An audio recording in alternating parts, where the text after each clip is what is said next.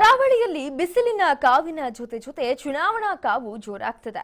20ಕ್ಕೂ ಹೆಚ್ಚು ಕ್ಷೇತ್ರ ಗೆಲ್ಲಲು ಟೊಂಕ ಕಟ್ಟಿ ನಿಂತಿರೋ ಬಿಜೆಪಿ ತನ್ನ ಅಭ್ಯರ್ಥಿಯನ್ನ ಫೈನಲ್ ಮಾಡಿದ್ರೆ ಕಾಂಗ್ರೆಸ್ ಮಾತ್ರ ಇನ್ನೂ ಕೈ ಹಿಸುಕಿಕೊಳ್ತಿದೆ. ಎಂಪಿ ಟಿಕೆಟ್ಗಾಗಿ ಘಟಾನುಘಟಿ ನಾಯಕರೇ ಕಾದಾಟ ಶುರು ಮಾಡಿದ್ದು ಯಾರಿಗೆ ಮಣೆ ಹಾಕೋದು ಅಂತ ಕಾಂಗ್ರೆಸ್ ಲೆಕ್ಕಾಚಾರ ಹಾಕ್ತಿದೆ. ಎಂಪಿ ಟಿಕೆಟ್ ಫೈಟ್ ವರದಿ ಇಲ್ಲಿದೆ ನೋಡಿ.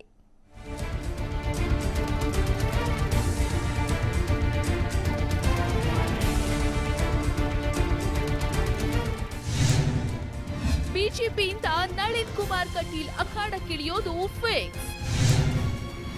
ಅಭ್ಯರ್ಥಿಗಳ ಹುಡುಕಾಟದಲ್ಲಿ ನಿರತವಾಗಿದೆ ಕಾಂಗ್ರೆಸ್.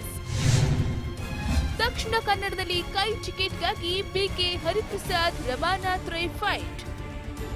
ಲೋಕಸಭಾ ಚುನಾವಣಾ ಕಣ ದಿನೇ ದಿನೇ ರಂಗೇರ್ತಿದೆ.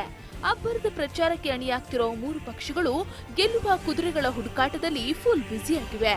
ಕೆಲವೆಡೆ ಹಳೆ ಹುಲಿಗಳಿಗೆ ಮಣೆ ಹಾಕಿದ್ರೆ ಇನ್ನೂ ಕೆಲವೆಡೆ ಯಂಗ್ಸ್ಟರ್ಗಳಿಗೆ ಗಾಳ ಹಾಕಲಾಗ್ತಿದೆ.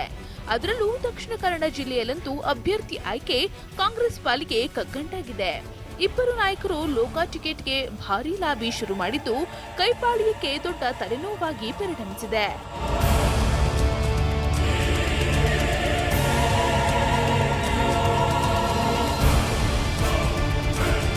ವಿಧಾನಸಭಾ ಚುನಾವಣೆಯಲ್ಲಿ ಗೆಲುವಿನ ಕೇಕೆ ಹಾಕಿದ್ದ ಬಿಜೆಪಿಯ ನಳಿನ್ ಕುಮಾರ್ ಕಟೀಲ್ರನ್ನ ಮತ್ತೆ ಕಣಕ್ಕಿಳಿಸೋದು ಫೈನಲ್ ಆಗಿದೆ. ಆದ್ರೆ ಕಾಂಗ್ರೆಸ್ ಪಾಲಿಗೆ ಮಾತ್ರ ಅಭ್ಯರ್ಥಿ ಹುಡುಕಾಟವೇ ದೊಡ್ಡ ತಲೆನೋವಾಗಿದೆ. ಯಾಕಂದ್ರೆ ಮಾಜಿ ಸಚಿವ ರಮಾನಾಥ್ ರೈ, ಯೂತ್ ಕಾಂಗ್ರೆಸ್ ಅಧ್ಯಕ್ಷ ಮಿಥುನ್ ರೈ ಹಾಗೂ ಬಿಕೆ ಹರಿಪ್ರಸಾದ್ ಲೋಕಲ್ ರೇಸ್ನಲ್ಲಿದ್ದಾರೆ. ಎಲ್ಲರೂ ಸಹ ಎಂಪಿ ಚುನಾವಣಾ ಅಖಾಡಕ್ಕಿಳಿಯೋಕೆ ಸಜ್ಜಾಗಿದ್ದು ಯಾರಿಗೆ ಮಣೆ ಹಾಕೋದು ಅನ್ನೋದೇ ದೊಡ್ಡ ಸವಾಲಾಗಿದೆ. ಈ ವರ್ಷ ಏನಪ್ಪ ಅಂತ ಹೇಳಿದರೆ, ಈಗ ಎಲ್ಲರೂ ಡಿಜಿಟಲ್ ಇಂಡಿಯಾ ಎಲ್ಲರೂ ತುಂಬ ಫಾರ್ವರ್ಡ್ ಆಗಿದ್ದಾರೆ. ಪ್ರತಿಯೊಬ್ಬರಿಗೂ ತಮ್ಮ ಅಭ್ಯರ್ಥಿ ಯಾರೆಂದು ಈಗಲೇ ಅರ್ಥ ಆಗಿದೆ. ಅಷ್ಟು ಇದ್ದಾರೆ, ಫಾಸ್ಟ್ ಇದ್ದಾರೆ ಜನರು. ಯಾಕಂದರೆ ಈಗ ಸೋಷಿಯಲ್ ಮೀಡಿಯಾದಲ್ಲಿ ಎಲ್ಲರಿಗೂ ಎಲ್ಲರ ವಿಷಯ ನಮ್ಗೆ ನ್ಯೂಸ್ ಮೀಡಿಯಾಗಿಂತ ಫಾಸ್ಟಾಗಿ ಜನರಿಗೆ ಈಗ ಗೊತ್ತಾಗುವಂಥ ಪರಿಸ್ಥಿತಿ ಆಗಿದೆ. 2.5 ದಶಕಗಳಿಂದ ದಕ್ಷಿಣ ಕನ್ನಡ ಜಿಲ್ಲೆಯಲ್ಲಿ ಬಿಜೆಪಿಯದ್ದೇ ಹವಾ. ಕಳೆದ ಬಾರಿ 7 ವಿಧಾನಸಭಾ ಕ್ಷೇತ್ರದಲ್ಲಿ ಕಾಂಗ್ರೆಸ್ ಕಮಾಲ್ ಮಾಡಿದ್ರೂ ಲೋಕಸಭೆಯಲ್ಲಿ ಮಾತ್ರ ಗೆಲ್ಲೋಕೆ ಆಗ್ತಿಲ್ಲ. ಆದರೆ ಈ ಬಾರಿ 8 ಕ್ಷೇತ್ರಗಳ ಪೈಕಿ 7ರಲ್ಲಿ ಬಿಜೆಪಿ ನಾಯಕರು ಗೆದ್ದು ಬೇಕಿದ್ದಾರೆ.